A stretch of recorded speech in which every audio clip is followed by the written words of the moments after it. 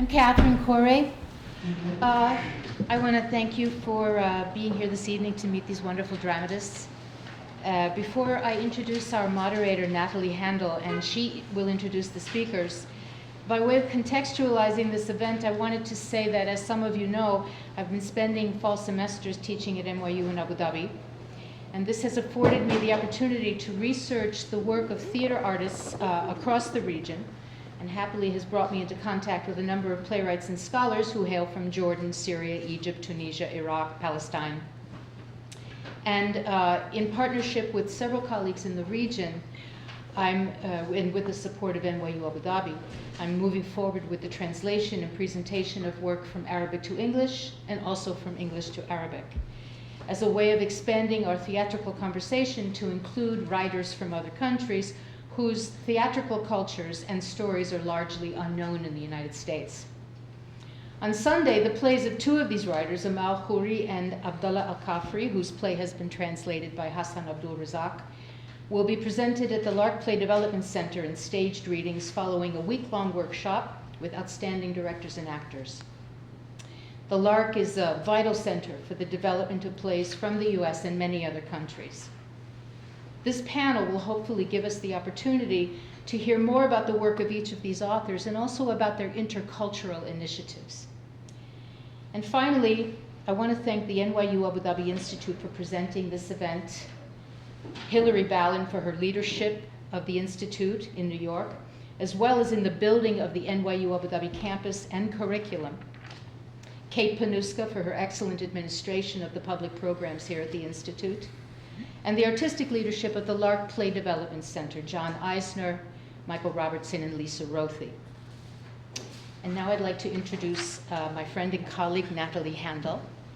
Nathalie's recent books include The Republics, The Invisible Star, The Poet in Andalusia, and Love and Strange Horses, which is the winner of the Gold Medal Independent Publisher Book Award.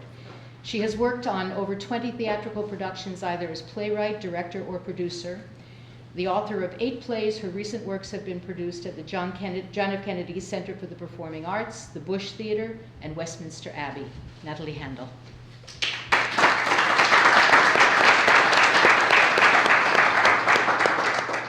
Thank you, Catherine. Thank you so much for coming to this wonderful evening. I will not read the bios of the wonderful playwrights here, because you have the program with their extraordinary extensive bios. But I will add this, that here we have an Iraqi, a Jordanian, and a Syrian theater makers. And they come from a Levant cut into infinite pieces. Yet their works offer us a place. Their plays build by reminding us that what we need are links, words to weave us back to unity. Their words are the intercultural threads.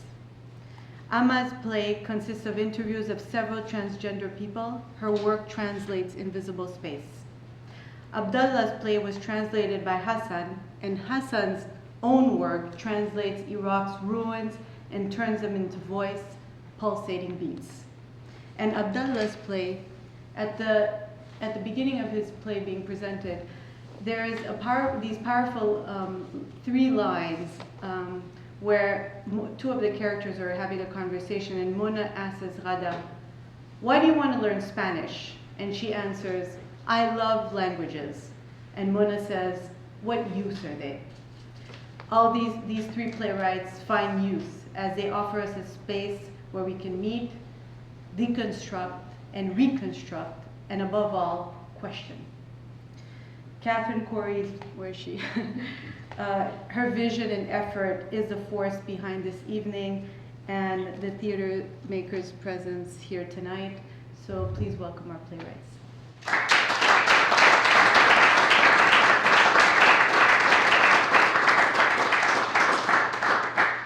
So we'll start with Abdullah, and then Amahl will speak, and then Hassan.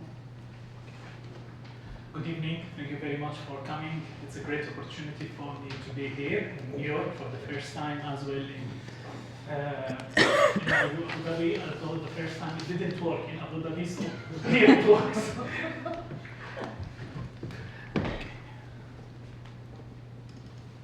So during this presentation, I'm going to talk about my own work as a playwright, as well some work I work on it as a translator.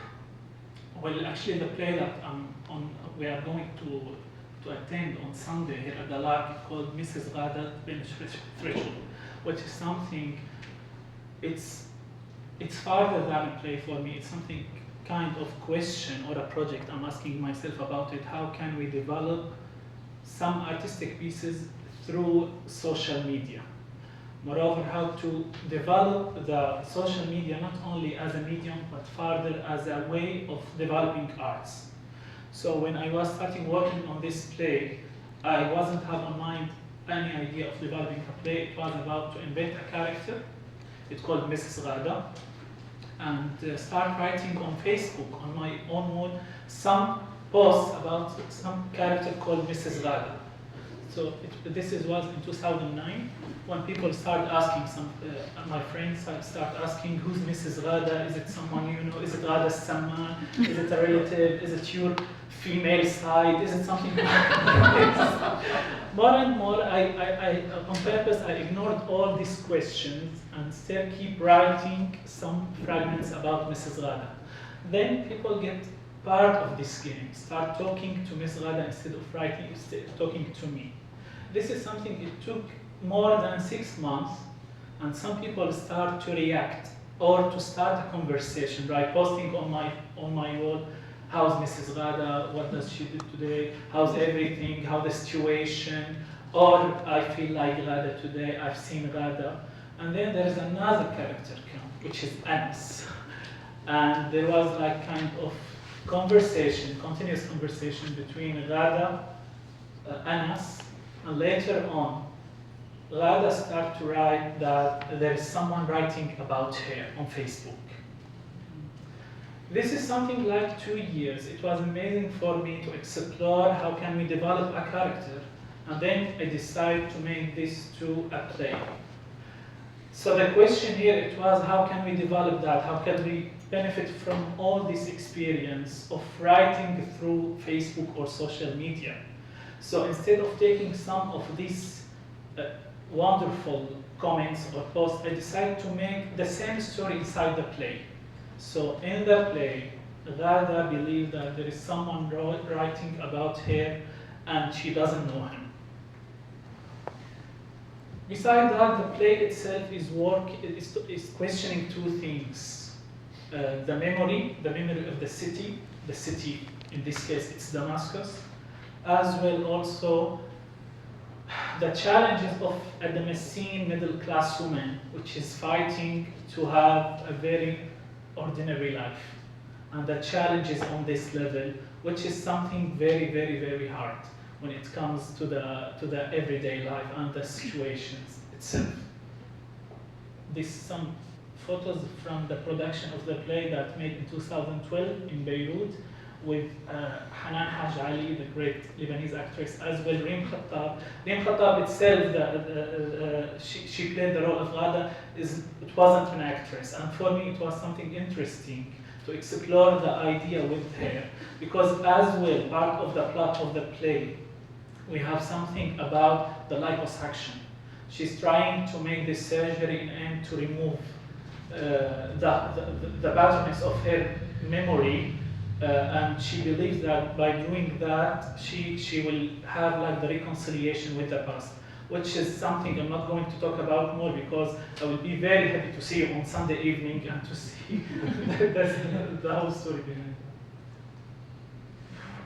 Okay, the other work I worked in it was Damascus Aleppo, which is a play I wrote in 2007.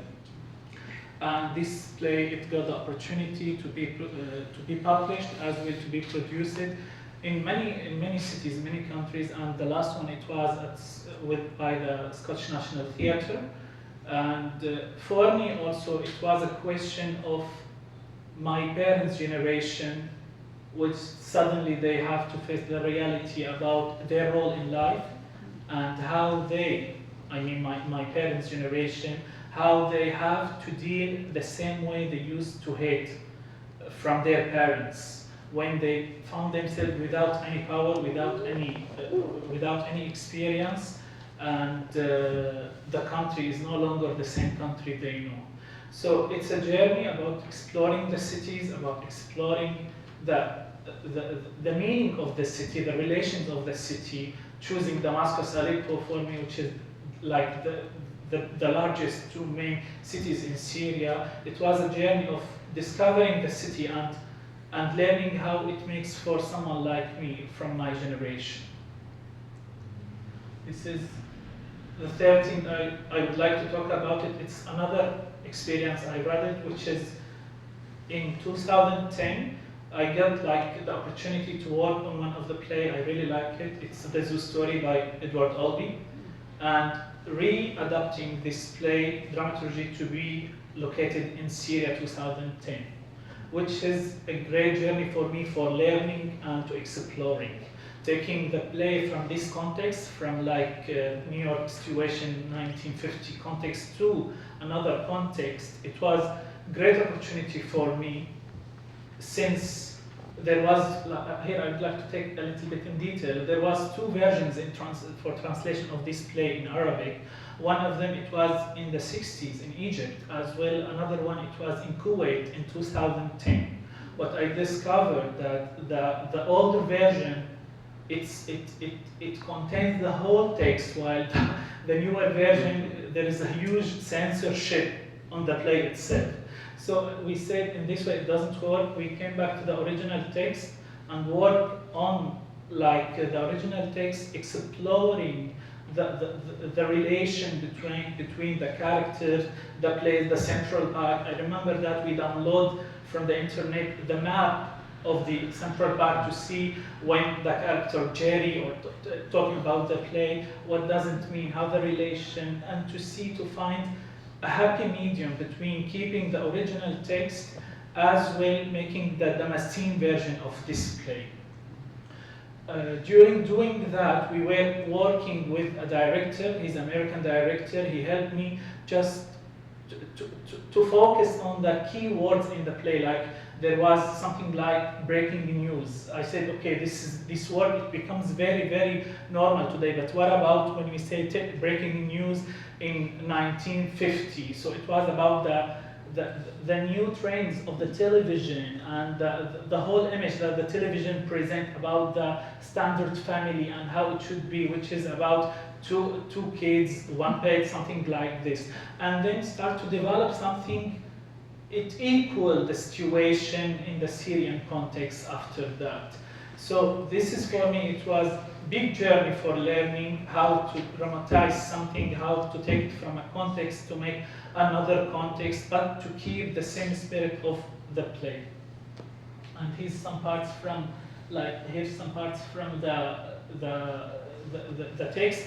This scene, this extract, sorry, it was censored actually in the Arabic text when we wrote it actually. So we began to brought these scenes again and to work because they are very, very centralized to understand the process of the characters on the journey of them and to see what it happened actually in this play.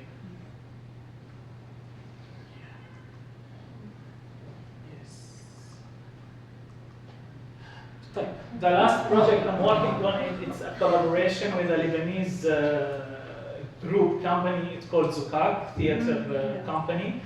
And actually, we just developed a project. It's called I Hate Theater, I Love Pornography. This project is commissioned by Ibsen Award. Mainly, there was a proposal to develop a new work on two plays of Ibsen's, which is the Pillars of Society as well the Enemy of the People.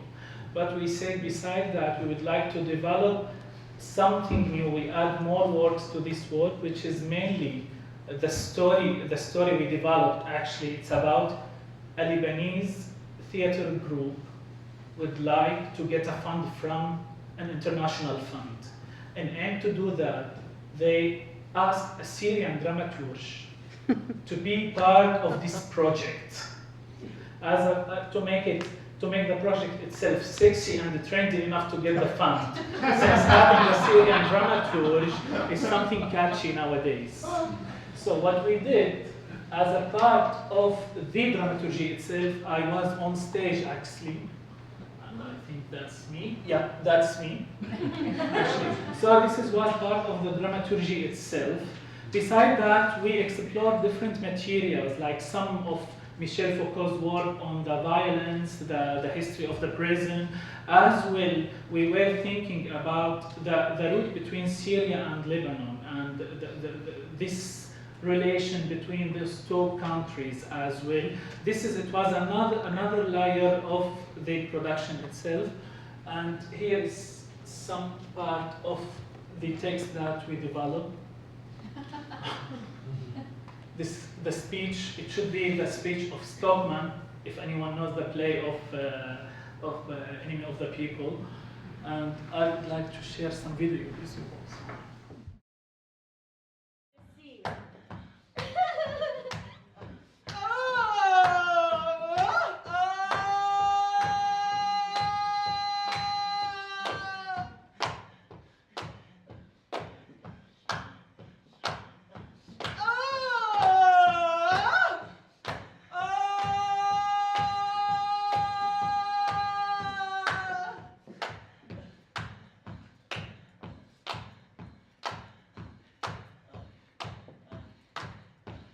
I stand here now in front of you, thanks to all the people who brought me here. I am so grateful to my authors, my creators, my founders.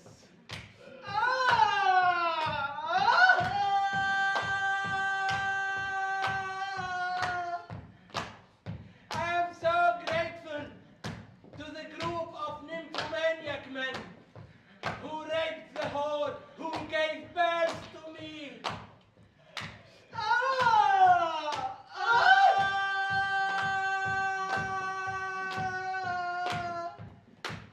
I am so grateful to all of those.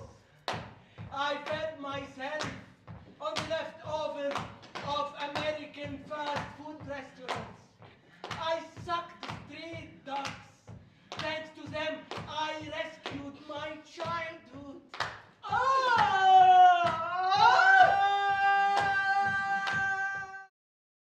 So this still it's work in progress actually. We are working to develop it more. And hopefully we will be able to present it in Beirut, which is something I'm not sure about it yet.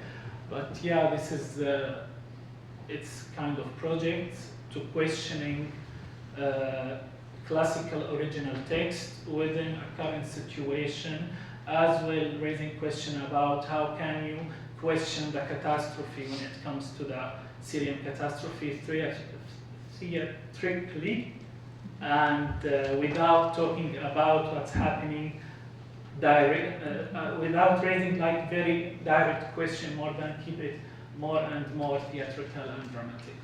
Thank you very much.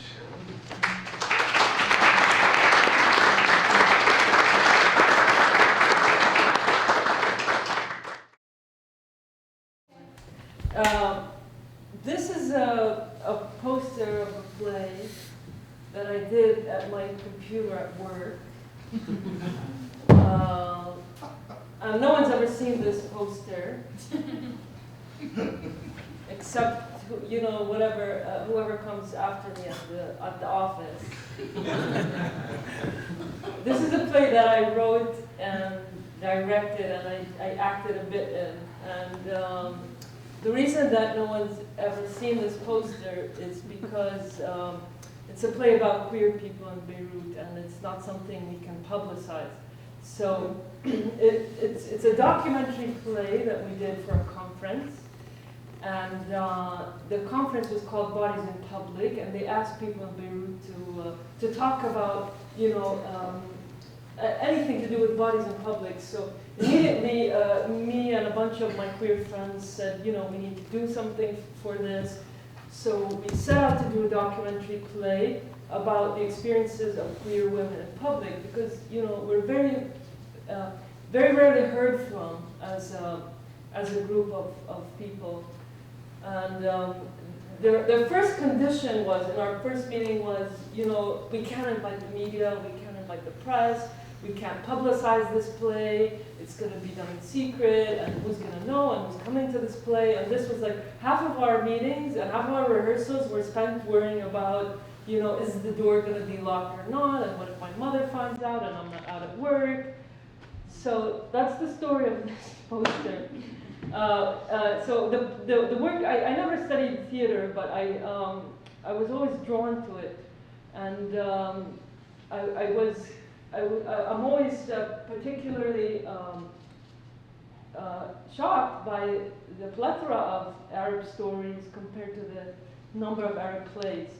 So for a long time I didn't know what to do about that. I just thought, oh, we have this huge gap, there's this huge disparity. And then one time I went to a conference in Egypt, and there was this German dramaturg, and she did a presentation, and she's like, there's this group called Rimini Protocol, and they do documentary theater. And I just like, something just like exploded in my head. So I said, that's what I need to do, because this is the way we can take all of those stories and, you know, bring them into the theater. And, you know, I love listening. I'm very good at interviewing people because I do it for my job. I write as a journalist for different magazines. So I said, I can do that. So this wasn't the first one that I did, but this is the poster that never. Unfortunately, the theater that I do is like mainly to do with queer theater, because you know, I studied in Beirut 20 years ago. I'm Jordanian, but I went to Beirut to study, and this was before the internet and before all the gay groups came out and said, hey, you know, we want to be out and gay rights and whatever. And we lived a very different life. We lived a very closeted life. Like when I broke up with my first girlfriend, I could not tell anybody about it. I had to sit there and cry in my room, and my roommate was like, what happened? And I said, oh, I failed this math exam. You know, so for me, I had something pent up inside, and I had to I ran away to San Francisco, and I did some theater there, and then I said, you know, I need to go home and do theater here, because, you know, a lot of the theater in the States for Arab Americans was about Arab American identity politics, which I didn't grow up with. I mean, I grew up in the Middle East, even though I'm technically an Arab American. So I said, I need to go and do theater that has a meaning for me. I need to fix things, because I grew up in something that was broken.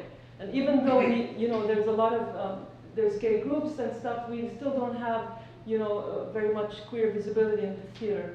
So that's one kind of aspect of theater that I'm kind of, that I would like to work on. I'm going to show you, this is a second play that I'm working on that I'll be reading from at the LARC on Sunday. And it's a play about transgender people that I met in Beirut. And this is the first poster that a couple of people saw. Here. I'm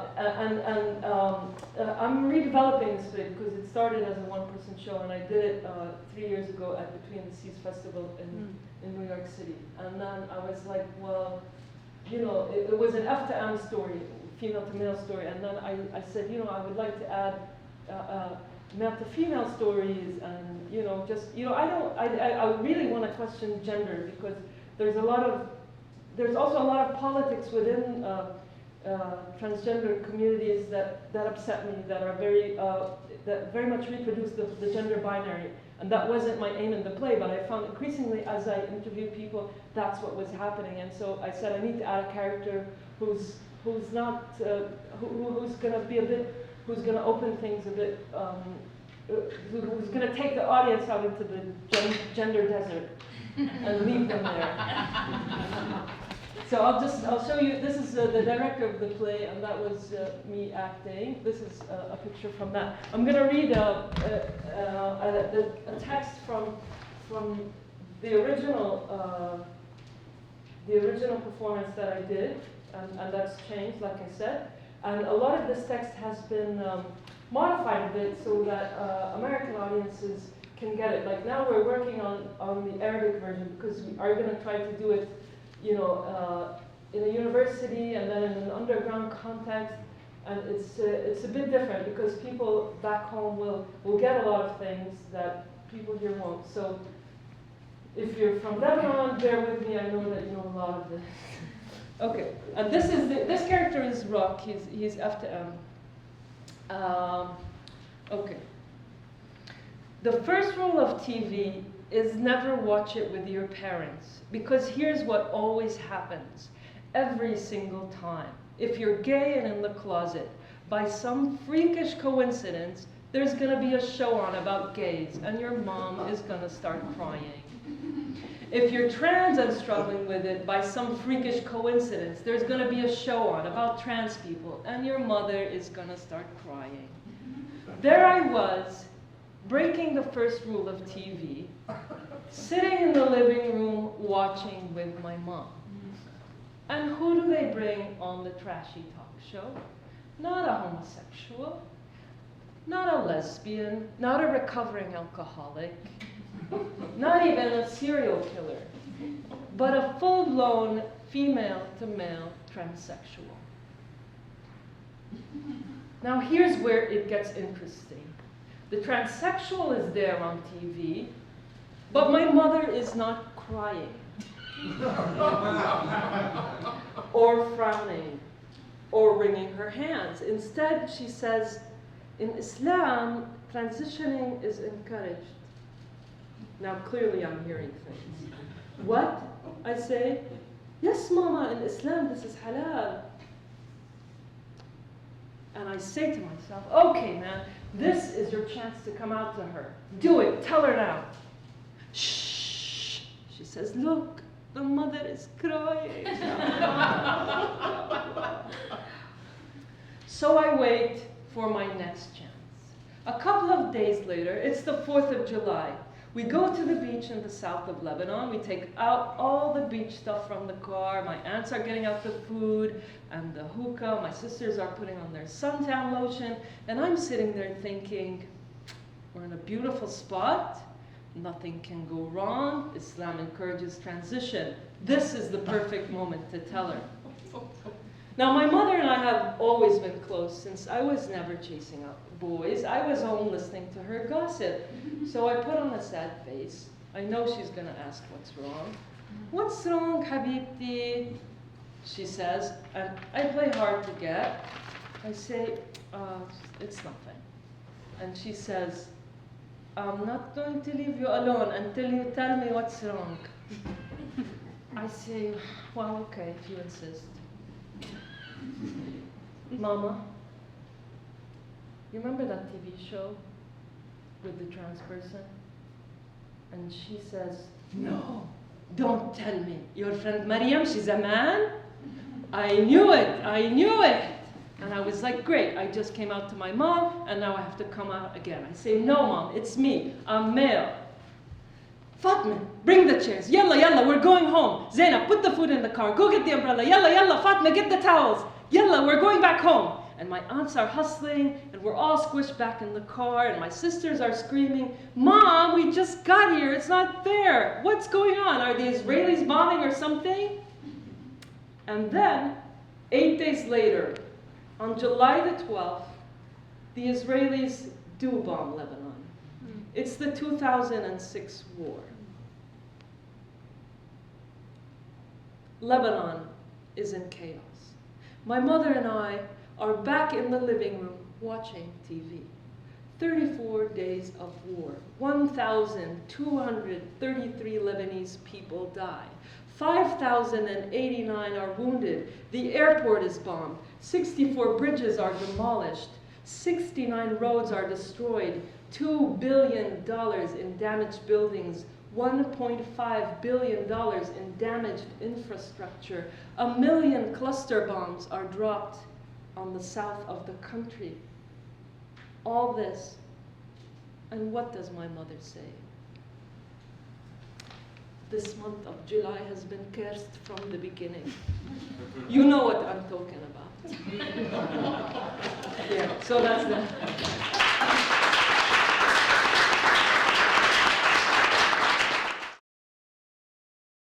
Okay, so I'll talk about 3 pieces of work that I have done. I am originally from Iraq. I live in the United Kingdom. I'm probably on this panel, the one that's come really left of field to theater, because I spent my career as a molecular biologist, cellular molecular biologist, and while I was in love with theater, I went all the time. It would have been better to have to develop a coke habit or a heroin habit than a theater habit, because it's so bloody costly. But I kept with it and wrote various plays. So I'll mention 3 pieces of work. The first is a play that I wrote called Down Under the Sun. The way this play began was I returned to Iraq after decades of absence, and I went to the north of Iraq in a town called Erbil, which is in a slightly safe part of Iraq. And there I had the chance to visit Syrian refugee camps. And I interviewed various people. This was not a commission at the time or anything. I just had the instinct that I wanted to see these camps. I wanted to see how people were living. And what struck me about them, many things struck me about them, but the key thing was seeing young people who were maybe the first in their family to have reached university level education, and then not having the chance to carry on with their education. Because a lot of articles I read before going to the camps were about the children in the camp, education for the children, but these were being catered for. Particularly one camp that I visited that had Angelina Jolie came to visit. So after that they had miraculously a school was built, But I didn't really have a chance to write a play until I got a commission from the Kevin Spacey Foundation. And I was told it was a very strange remit. I had to write a play that was 60% in Arabic, the rest in English. It had to have 50% female cast to encourage that part of the world to invest in kind of in the idea of having women actresses on stage. And it had to cater for both the UAE Arab audience, but also the English. So I thought that and I couldn't write about Syria directly. So it was really strange for me. I've never been had these constraints. But then I thought I could write a play that would bring the experience of being a refugee closer to this society that is the Arab Emirates, which is a very privileged society, very wealthy society. So I set it in the region, set in the future, and it was about a refugee camp that arose out of an environmental catastrophe, out of floods. And in the camp there is a girl called Ghalia, and she is a brilliant, in fact, a genius scientist who was studying and was about to make the world's most advanced solar panel before this catastrophe happens, before this flood happens. And she is in love with a cigarette seller, Anis, and together they are working on this device. But the obstacles that are in their way are 2 things. One is Abu Asad, who is this merchant that infiltrated into the camp and now is running it. And he owns all the shops, and he owns all the power generators. So everybody in the camp is at his mercy. And she's building this device partly to overcome this kind of tyrant. And then the other obstacle that happens in this story is that she is proposed to by Yasser, who is this oil billionaire that is wanting to marry this genius girl on the camp, partly as a PR stunt. So I'll show you just a few images from the production. This is at the beginning of the play, where the character of Anis is there selling his cigarettes and has a kind of an opening monologue. And then everybody from the camp comes in a kind of choreographed dance, showing their wares. I also had characters that were Western, based on the people I met in the refugee camps, like doctors who are there volunteering their time. This we also depicted in the play. And then there's this scene that was about halfway through, a hugely choreographed scene where they bring this television that they try to start with Ghalia's invention of the solar panel. But it doesn't work out because there is a and every time Ghalia fails in her invention, there is this character of a guy called Farhan, which is an ironic name because that means he's happy, but actually he's the most miserable person you've ever met, that is always trying to bring her down. So it was a play that I wanted to convey a kind of sense of hope for that region, both all the difficulties we have in terms of tyrants and dictators and people holding the Arab region back, but at the same time to say, you know, one can look forward and maybe an investment in science is worth it. The way the play was put on, it was also very odd because we had the ruler of Sharjah, who's not obviously democratically elected, there coming with his entourage, sitting in the front row, and the play going on, and at one point we had the scene where people are demonstrating. They're demanding electricity, but it was very obvious the metaphor for the rest of the audience that this is a demand for freedom. And it was the people who are behind the entourage, who are more theater savvy, that were gasping at how outrageous these scenes were. So this was a really wonderful experience for me to work in the Arab world and to cater for audiences who are both Western and Arab. The next play I want to talk about is a play that was commissioned by the Gate Theatre in London. The Gate Theatre is a small independent theatre. It's in the fashionable area of Notting Hill Gate. And this play was, they wanted a play really about the Arab Spring, specifically about Egypt. Now, I also grew up partially in Egypt. And it was a very tough thing to do because it was a year after the revolution. So what can you say about the Arab Spring as it's unfolding? I mean, people haven't even made up their minds yet of what to say about it now, many years later. So I chose a key image that I wanted to explore, which is a stagnant marriage, because this is how I felt about Egypt. It had been kind of like a stagnant marriage. So the play starts with this couple, Hisham, who is a writer who's blocked, who wants to find the thing to move on with his novel, and Layla, who is his wife, who's an engineer at a phone company, that wants to go to the streets and wants to take to the streets and is trying to bring her with her. And we spend one day, and I chose a specific day, the 28th of February, because that was the day when the Egyptian revolution really kicked off, because people went out to the streets and were countered. So I'll just show you a very quick clip from that.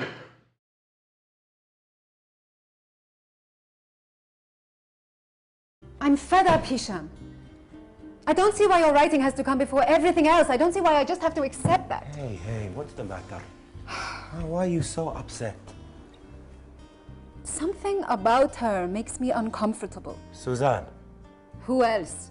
What about her makes you uncomfortable? She's a hybrid. I don't trust hybrids. What are you on about hybrid? Half English, half Egyptian, doesn't even speak proper Arabic, and to top it all, she has the same name as Mubarak's wife, Suzanne. Yuck. Oh, well, no. You've convinced me. I'm cancelling the appointment right away. She clearly. But here's what I don't understand, Hisham. You've been writing about a revolution, a theoretical revolution this past year. Year and a half. Well, now there is an actual revolution. No, there isn't. We should have been there on the 25th. Instead, we stayed in our flat while thousands took to the streets. And the police drove them out of Tahrir Square after midnight. The same will happen today. With that kind of optimism, how could we possibly fail? They've shut down the internet. What? He's a blocked writer, and he's been he's trying to finish his second novel, and he's also. إنه كاتب انقطع الوحي عنه بينما يحاول إتمام كتابه الثاني. يعتبر نفسه منخرطا في السياسة، ولكن أحداث المسرحية تلقي الشك على التزام الكاتب السياسي بينما ينظر من برجه العاجي بعيدا عن ساحة الصراع. I'll just mention one thing before this clip, which is the play is a hybrid between the straight play and the documentary play. So it starts with a sort of straight play, but then there's one quite long scene in the middle, which was taken from composite accounts of what it was like to be out on the streets during the early part of the revolution. And this slide segment is from that. As I retreated back into the Ashwaya area, the people there began to open their houses to take in those who were tired or fainting and give them first aid. Some of the women stood on their balconies and threw onions down at us. Why? I didn't get it at first. And then I realized the onions were to combat the effect of the tear gas. I have just one question. Who will win in a free and fair election? That's not the point. No, it very much is the point. You want democracy, right? Fine. Who will win in a free election? Answer me that. I don't know. It will depend on the political... Muslim Brotherhood. Not necessarily. Yes, necessarily. They are the only party that has a connection with ordinary Egyptians, and you know that. And where will that leave us? Me, a Christian Coptic, and you, a liberated woman who doesn't even wear the hijab. Oh, well then let's never have democracy. Let's just kiss the feet of Mubarak and keep everything as it is. I'm just saying the country is not ready. If we are given democracy, then our future is an Islamic state. So, and then the last play that I will talk about is, which actually was my first play, called Baghdad Wedding. This is a play that so I used to write short stories really before I went into the theater, and I started to write Baghdad Wedding because I was watching the coverage of the Iraq War post-invasion, post-2003 invasion, and I was really quite frustrated by how Iraqis were depicted. It was as if the country was always fighting in a sectarian way. It's as if the country was always full of looters, as if the country was always this sort of backward country. And I realized that the stories of the middle class, of the stories of the educated Iraqis were not being mentioned. So I wrote a play that is about three friends who go back to Iraq post-invasion. Salim, this kind of very charismatic, bisexual writer who decides to go back to Iraq and marry a girl called Zina, and his best friend Marwan, who has gone back with him to attend the wedding. And they're also connected, but Marwan really is there also, he's dealing with his past, with his love for a girl called Loma that he met at one of Salim's parties. And the play starts, and I'll show you a clip of it, at the wedding of Salim, who has arrived in Baghdad.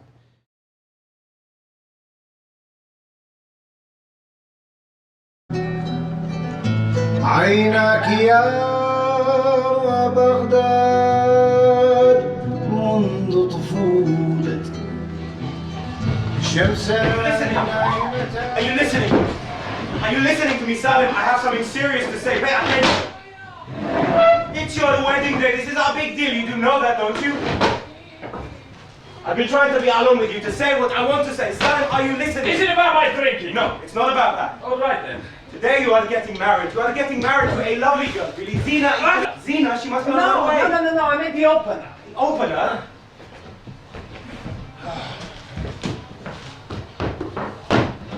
There. Shukran, ya mother.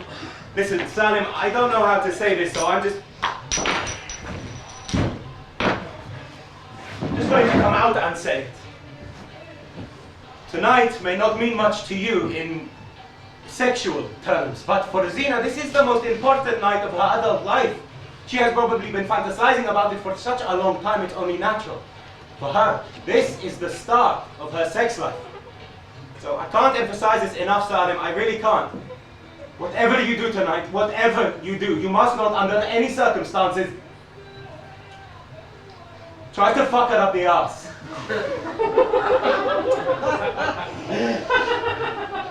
Oh, you son of a dog! I really can't emphasize that enough. You son of a dog. Fuck her up the ass. I mean, hell, who'd bring that up except you?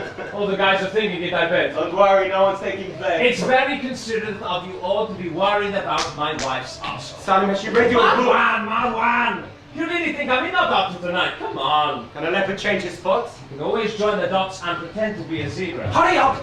Why haven't you changed? I have. You look like you're going to a bloody funeral in that tie. Don't you have a lighter one? I think I look fantastic. Adam's right, it's too dark. See, what did I tell you? You never Fine, fine. Let's just try another one. Come here. You're a bloody mess.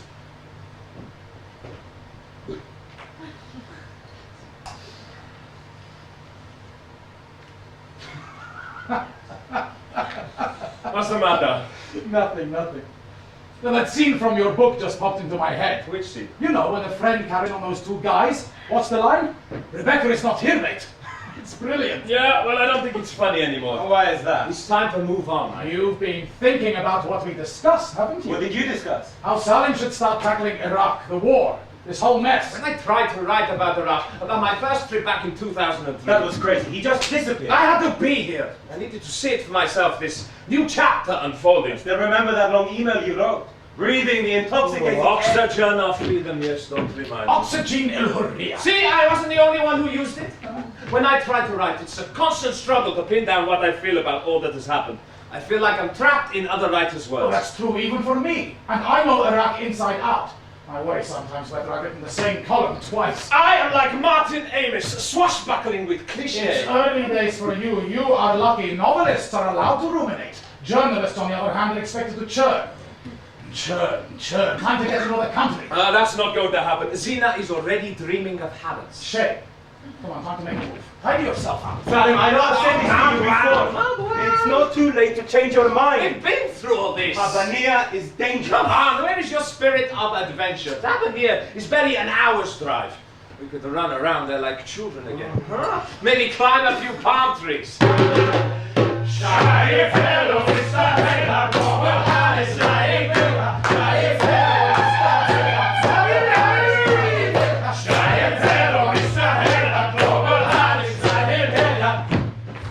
Ask any Iraqi of our generation about Habbaniyah. Out will flow a stream of memories. It was the place where the middle-class Baghdadis went for picnics and family outings. Salim wanted the wedding there, in that place so strongly associated with happy childhood memories. So there we were, making our way to Habbaniyah. Kadam and I were near the front of the motorcade. Zina and her family were several cars behind in a white Mercedes decorated with ribbons and balloons. At the rear was Salim and his cousins on a pickup truck.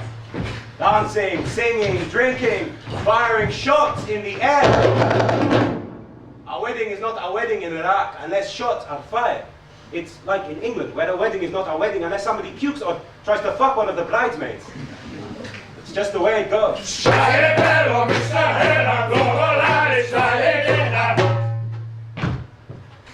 Then I could see it, like a giant bug coming up from the horizon, this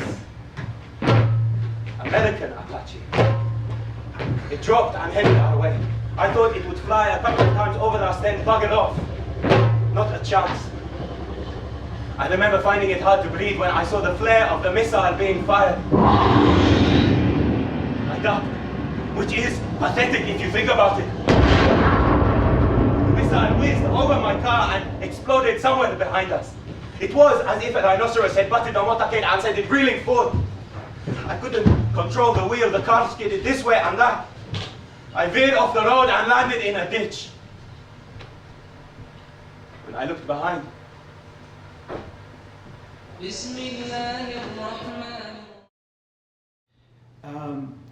so the play carries on with dealing with these three friends and how they negotiate their position to Iraq, being both outsiders and insiders to the country.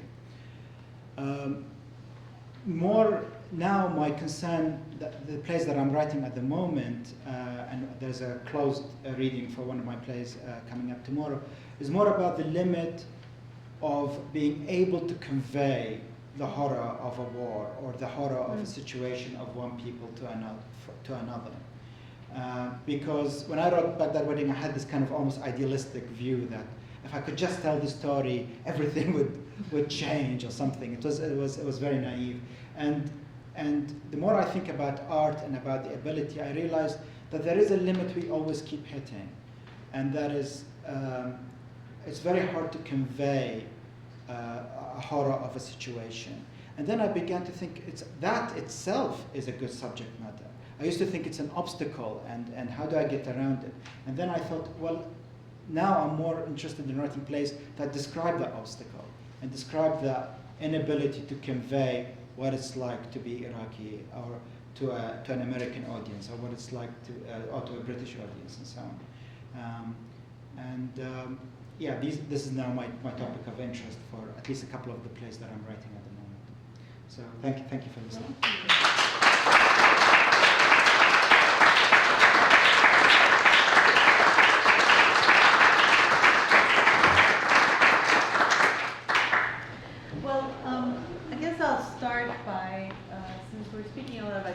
translation.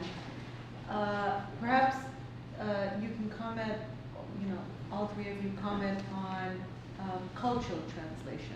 How have you dealt with cultural translation? How have you, the conversation as you present your work in the United States and in Europe and in the Middle East, which are, the three very different conversations. So if you could speak a little about that. Whoever wants to go first. Or since he's working on my play. Well, I mean, there are two types of translation in this sense. One is like to take a play like Abdullah's, which is set in Syria, that has Syrian rituals and atmosphere.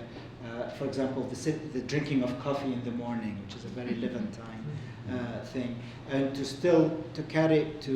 translate in such a way that it's accessible to an audience, and for them to enjoy that if it's not something that they have seen before, a ritual that they've seen before, while at the same time trying to reduce any barriers in the translation linguistically that will make the audience kind of snap out of the magic of the theater and suddenly jerks them in a kind of the wrong way. That's in terms of doing it for a play that I'm translating. In terms of translating culture, I tried in Baghdad Wedding to do that, to convey to a Western audience what it's like, but I used the strategy of getting somewhat Westernized characters that begin the play. So you saw the clip of how they're drinking and partying and so on. And so the Western audience could engage with those characters, and then I take them through a journey through Iraq. After that, the main character, for example, gets captured by insurgents. We see the insurgents through his eyes, how the insurgents deal with their religion, what they're fighting for, and so on. But because they've been taking, almost these characters become a kind of a guide to this other world that an English audience or an American audience or an Australian audience are not familiar with. So one has to figure out a strategy of doing that. But I believe now more and more that there is a limit to this, and maybe it's a problem of empathy, and maybe it's the way we're designed biologically, that there are barriers to empathy. And as a playwright, to try and break it, but sometimes it's also interesting just to look at this big barrier of empathy. I mean, personally, I face cultural translations on both ends.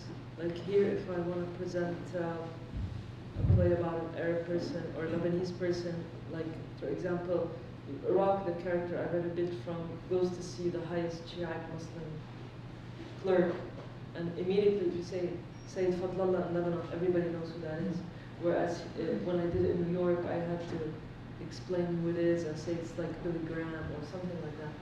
And then now I want to do this play about trans people in Lebanon, and most of the audience won't know what a trans person is, so I have to go back and translate for them what a trans person is. So it can work both ways, I think. In 2006, Carol Cheshire wrote a play, very short play called 7 Jewish Children.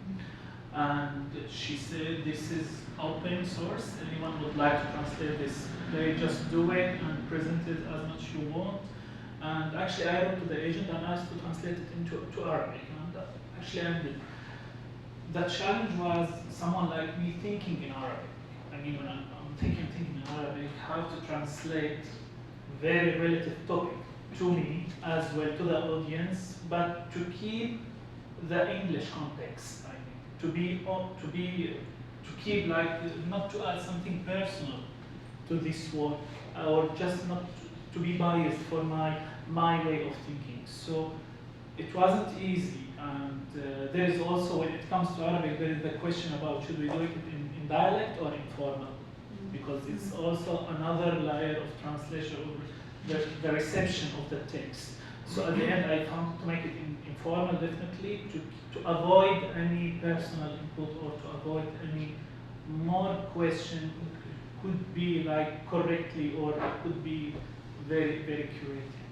So I think there is a challenge, and like today we were working with the actors and with the director, And the whole mission was about how to find a happy medium between keeping the theatrical discourse as well, putting that in to understand the context itself, how to make that very clear, but keep like the theatrical language itself clear and short and very direct or indirect.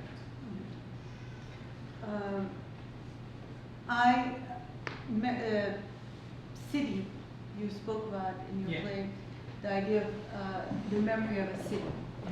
Now you're in Lebanon, you are in the United Kingdom, and in your case, the idea of just really looking at a whole other space, sort of like a blank space. I just wanted to, maybe if you can speak a little bit more about how do we translate city? How do we speak about the memory of a city in relationship to then being outside? How does that come in over time? Because I'm sure it evolves. And in your case, what is that conversation? I mean, since the time that you presented you're working on theater and now, how has that space sort of transformed or not transformed, or where has it gone? And what does it look like in relationship to memory too? Well, when I was working on Damascus, the main question for me it was why everyone just speaking beautifully about Damascus, where this magic comes from. For me, I cannot. For someone in my generation, I couldn't find it. What's the point of this city, or all these images and reading and the mystery of this city? It could be just big life for me. This is what the main question. For someone in my situation or in my generation, just fighting every day and finding really tough as a city, very crucial, very, very, very tough to the residents. And this is why when I wrote the play, it was actually the context when the city itself, it was the capital of Arab capital of culture. So it was the celebration of the city while we were finding, it's not the same city definitely that I'm looking at it. Being in Beirut, which is a tough city as well, it made me feel that first of all, the city is more about the relation, it's more about the people they are in. Especially that Beirut as a city, it gives you the feeling all the time that you are on transit. There is no stability at all, which is something, it's the most important thing I remember about Damascus, like this stability feeling, where you are surrounded by strangers, you have the ability to choose the relation, the vibes itself, but at the same time, there is this stability which is no longer exists in my situation. And I think this is a good lesson that I learned, that I will not anymore be attached to a place. I'd rather to be any place, since no place is Damascus, so it doesn't matter what's the place it is. So I think the relation with the stranger is something very, for me, it's fascinating about the relation with the strangers. How can you be very, the relation itself could be very, very close, although they are strangers. This is something I found fascinating. I was all the time thinking about it, and the context of Damascus. It was hard sometimes to define, but as well, it's better than other places. And this is something I prefer to talk about it and to write about it all the time. I live in Beirut as well, and it's the city where I studied, and as a queer person, like I mentioned, it was very difficult. And then the internet came and it changed everything. So I feel like the internet has had a big impact on the city. And after the internet came in, then we started to have these queer rights groups, and that's what kind of allowed me to come back to the city and experience it in a new way and meet all these queer women and queer groups and things that were totally unheard of, just a couple of years before when I had left. But in terms of theater, we still have a long way to go. So what the main barrier we're facing in Beirut is the censorship, because they realize for the censor, it's fine if you put it in a book. People, according to them, people will read this privately in their home, and it's okay. But in front of 300 people, they sense that there is a real power there, and they want to stop it. So, like when we did this queer play, we had a discussion afterwards, which was something that's never happened before. It's like you had people coming in from the mainstream talking to dykes. And you know, some of it was a bit unsafe. We had one rather homophobic person who came in, and I can be honest with you as the director and writer, like, you know, after a performance, you're just so open and your energy's like this, and you're just like this, and to have this homophobic person come in and just like, you know, kind of smash your thing with an axe, you just, because you're so open, it's a very dangerous thing also. So, but that's also the power of theaters, that openness and that, you know, that violence that she came with.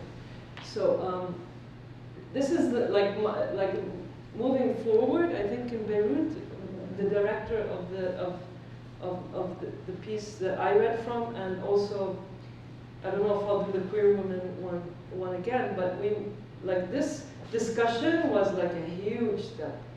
So we are trying to make an impact on the city using theater. The women in that play that we did are not ready to do it in public. I asked them, and they're like, no. And they still want to control who comes in, but you can't, it's not really fair in theater. That's not the point of theater, is to have, you know, just invited people.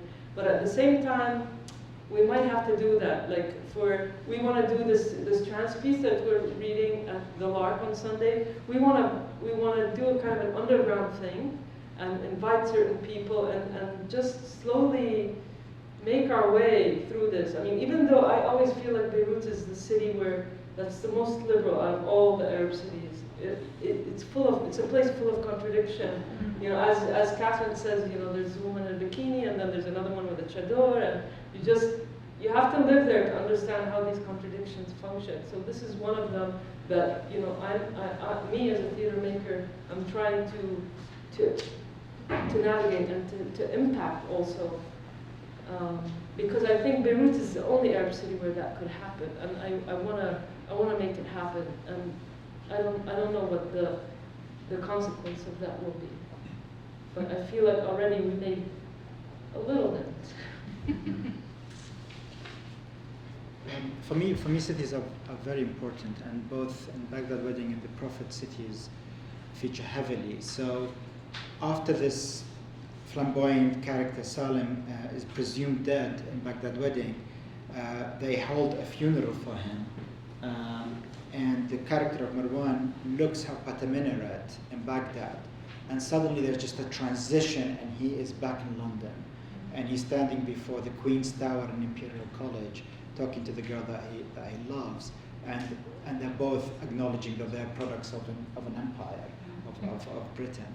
So I managed to find these ways of just connecting the two cities throughout the play. I guess especially because immigration is so much a part of the Iraq experience at this point. Well, it's also a very much the typical colonial story, and that is Britain occupied Iraq, but at the same time, people went and got an education in Britain. So there is almost like the way the same relationship the Indians have to Britain.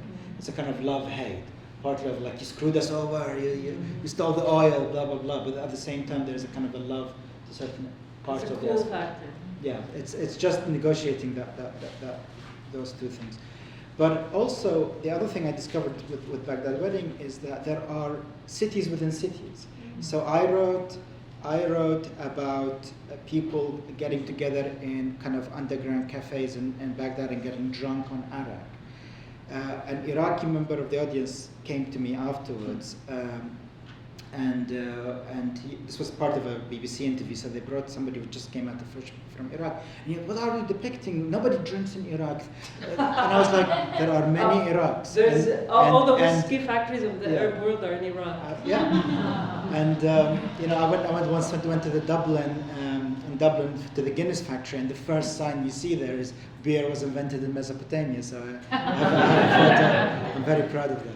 fact. So I became aware that, and I haven't been to Baghdad in a long time, but I know that these cultures exist because I interview people all the time from Iraq. So it's really fascinating that this member of the audience who was fresh out of Iraq just thought nobody drinks in Baghdad, and that was his reality.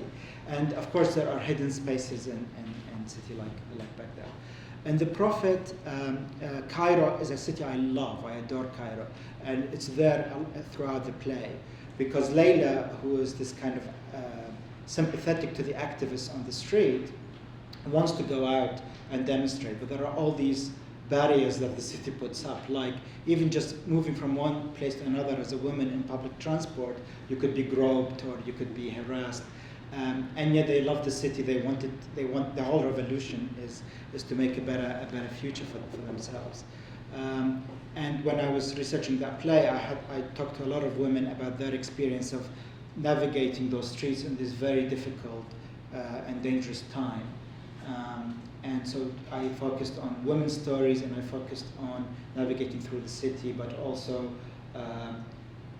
how, because the way, if you've ever been to Egypt, it's really quite fascinating. You could be in a main street that looks quite middle class and so on, and then you go into little, what's called the Hara, which is like an alleyway or something, and suddenly you're confronted with these areas that are called Ashwaiya, that are like derelict places, places where a lot of people came from the countryside to it.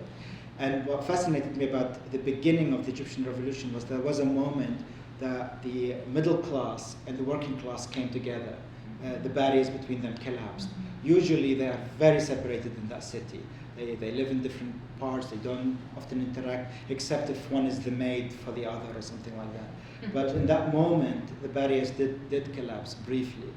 And I found that moment interesting. So the city for me was a way of, I had to get my head around the architecture of Cairo more than ever before, and to work out how people moved through it during the revolution. Thank you so much.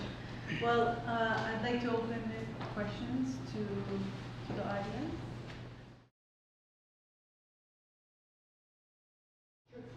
Hassan, I wonder if you could talk a little bit more about something you said at the beginning, which is this idea of barriers to empathy and what they might be, and how, as a translator, you kind of work on those, and how, as a translator, you can't surpass those, or you struggle to. This is a complicated topic for me to talk about because I have this play that I've been working on for a number of years. I have a theory from kind of biology that, and I don't know, I'm investigating it at the moment. I'm not entirely sure because it's not quite in my field of biology, that there must be layers to, for example, like if you're watching the nightly news and you see, and you're an American and you're watching this in Iraq and you're flicking through the news, Iraq will not look that different than the Congo or than some other troubled region. It's very hard to make that empathy because you really know absolutely nothing about the country of Iraq. There is nothing there that you can hook onto. Whereas if, and I had this thought experiment, which I'm now kind of drafting into the play, if tomorrow Julia Roberts was to die in a horrible car crash, right? By the ship. Yes. Just as a thought experiment. Women in Iraq will cry for her. Women in the Congo will cry for her. American women, of course, will cry. Everybody will cry for Julia Roberts because there is a kind of, she's somebody we've all grown up with. Some people will go, great, she died, I'm mad. I don't be cynical people, but I'm just taking her as a kind of a popular figure.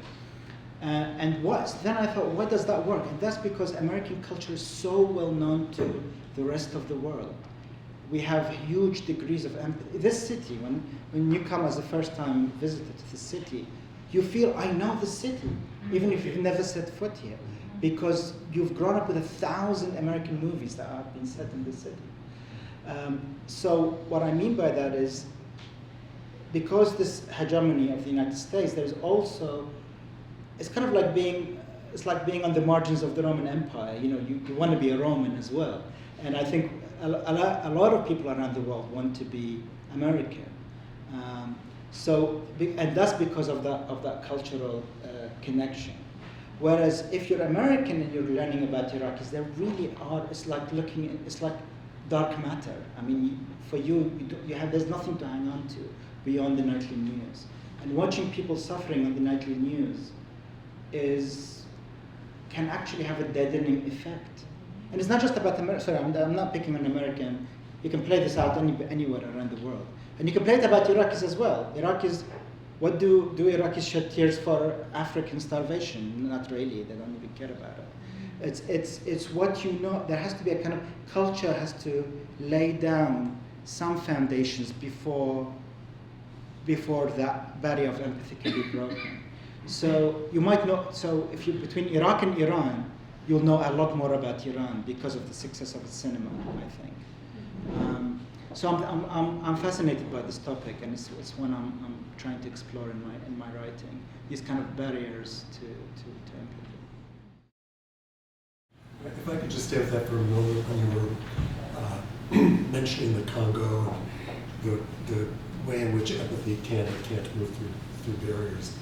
And if I could just ask about Egypt in this question, do you see, to what extent, an empathy, if not also recognition, in Egypt toward Africa and its own identity as a country of the continent?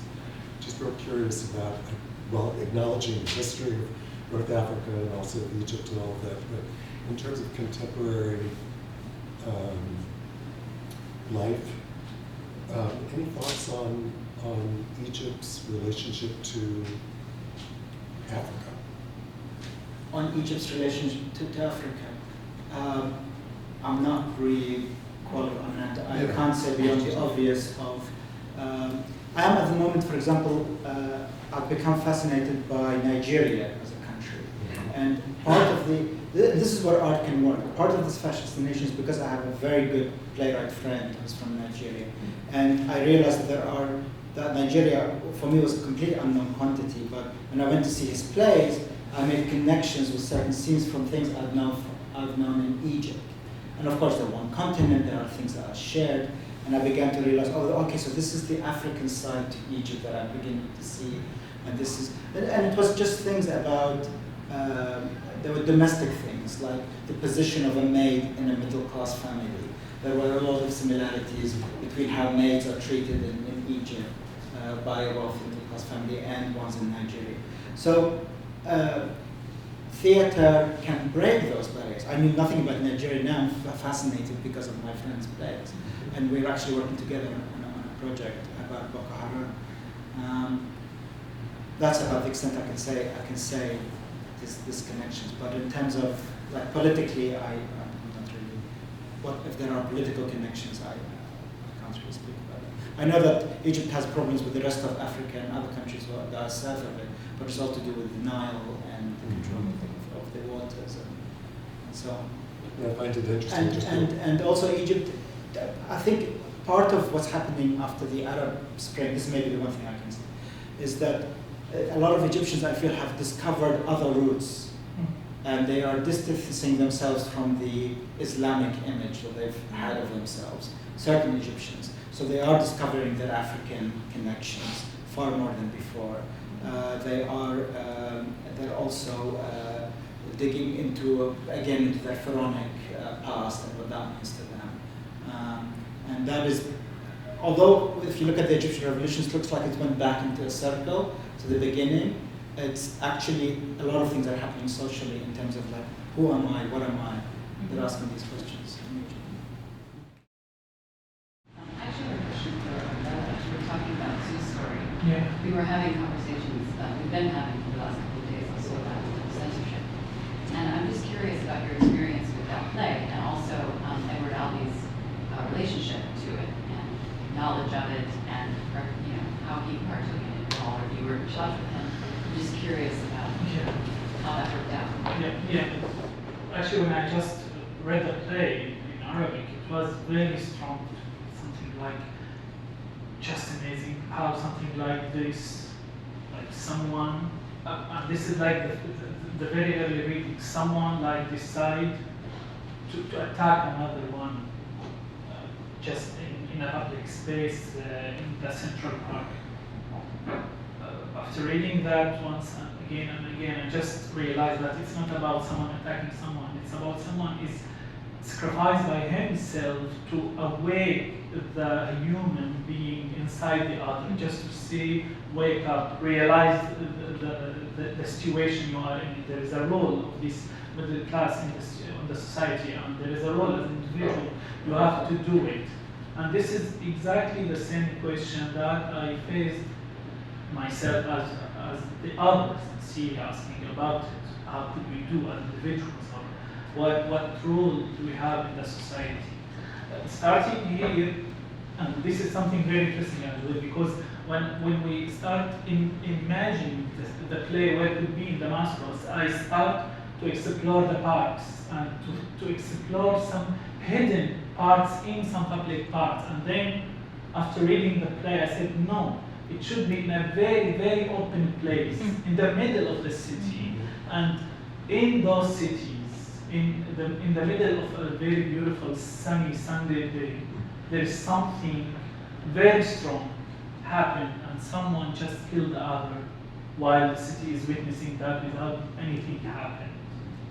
It comes from understanding, as I said, like the whole journey of the dramaturgy. It took something like 7 months of working, understanding. And I remember when we just looking at the map of the Central Park to understand the map, I discovered that it doesn't work if I don't download like the map at the moment. I should download like the original map of the Central Park to see the whole relation with everything and to see the city how it used to be.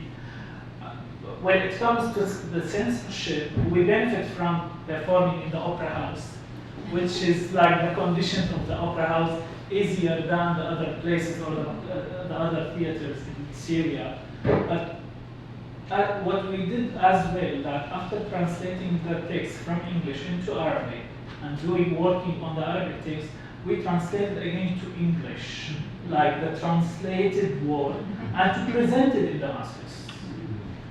To see like the relation between understanding the context and receiving, it becomes almost different text. And there is very important question when it comes to the dramaturgy. If you are like the character, it's called Jerry in the play. So what's the equal in Arabic?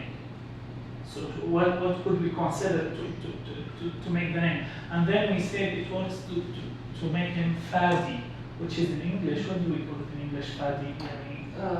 Fadi is like the liberator, the Mukhallis, exactly. What's the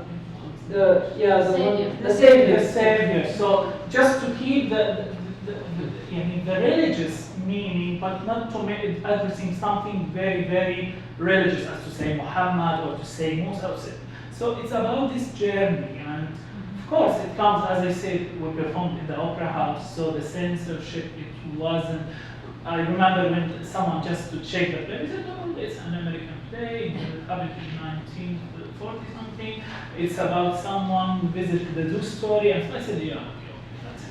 So you see, we work with it like this, but some of the people, they told us the play is questioning very, very critical questions about the individual in this country. We're talking about 2010, which there's something hidden underground happened inside this country, and yeah, it's about asking those questions in this context. You mentioned you went back to Beirut, and you would see right now there may be a breakthrough in terms of maybe just your theme about fears. I'm thinking in general about homosexuality, acceptance or not.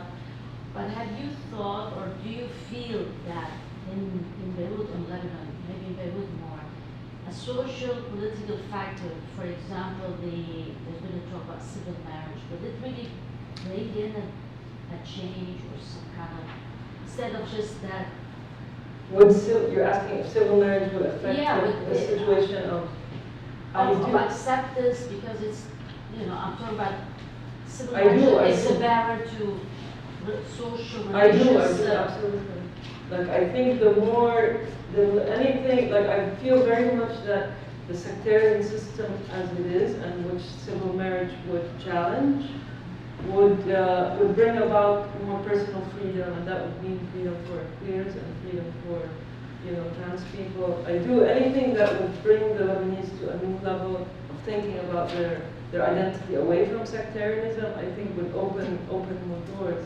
I do think marriage in general is a conservative agenda for queers, but in Lebanon it might be more radical than anywhere else. Yeah, but I think that the situation of queer people in Lebanon is very complicated, and it really depends on which, like a gay man who's richer or it depends on class. A lot of class really protects people. So like poor gay men will go to a gay bathhouse or a gay cinema to find other men, whereas and the police will crack down on them. Whereas richer men will go to bars and it will bother them, and they'll have connections with the state, and so it's really complicated. But yes, I believe so. Abdullah, you gave us 3 different examples of theater. All of them have kind of different funding mechanisms. The Dar al-Assad, obviously that's a state space. You've got the Emir of Sharjah working with the Kevin Spacey Foundation, and Zukak had received funding from the Young Arab Theater Fund. Yeah. And I was just wondering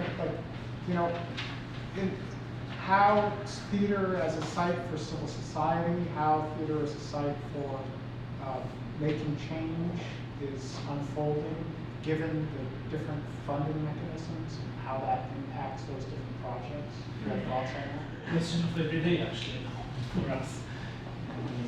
And I think like this is connected to the question of the independent cultural sector or the independent movement in Arab world, especially like if we're talking about Lebanon or about Syria or about Egypt.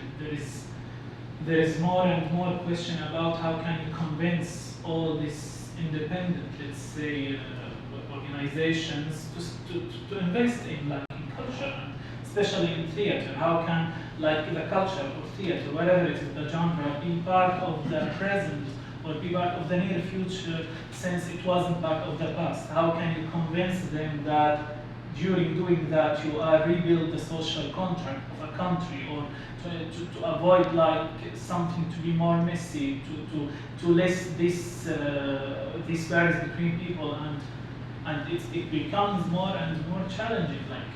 If we are talking about Syria now, the situation, there is a major question about all those great theater makers. They are no longer want to work with governmental funding or support, since that will be very, very engaged politically and not easy at all. As well, there is no anymore, let's say, non-Syrian fund comes to Syria. So those questions are very relative when it comes to the situation at the moment, or how can you sustain this initiative that they are fighting? They are I know some people now they perform in a lobby of a theater of a hotel just to avoid any problems, or in very small rooms. So the situation becomes really hard and challenging, and of course when it comes to the Syrian situation, the humanitarian aid is something urgent, but also there is a question about how to sustain those artists, to make them able to create long-term aid when it comes to the people, which is unfortunately not even questioned at the moment. I'd like to add something to that as well. I mean, as a Jordanian who lives in Beirut, we're getting to meet Syrians for the first time, because prior to the beginning of the revolution in Syria, it seemed very insular, and they kind of, Syrians, no offense, they kind of stayed in Damascus, and we didn't really get to meet them or anything. And now that so many intellectuals and activists and artists are in exile. They're coming to Beirut, and people like Abdullah and Muhammad al-Attar are writing plays that are getting a huge audience that never used to happen before. And so I think something similar to what happened to the Lebanese during the Civil War is that so many intellectuals and artists had to flee the country, and they Iraqi as well. What happened was you had a kind of renaissance, and now the Lebanese art scene is so rich because of this diaspora and because of the war. Unfortunately, there's so much to talk about, and I think I'm seeing something similar with Syrians, and another unfortunate thing, like in Zaatari refugee camp in Jordan, you have people in there doing Shakespeare with the kids. All of this is going to have an effect that we'll probably see in the next 5 or 10 years. The world is going to hear about Syrian artists in a way that they didn't before. Well, thank you so much for coming, and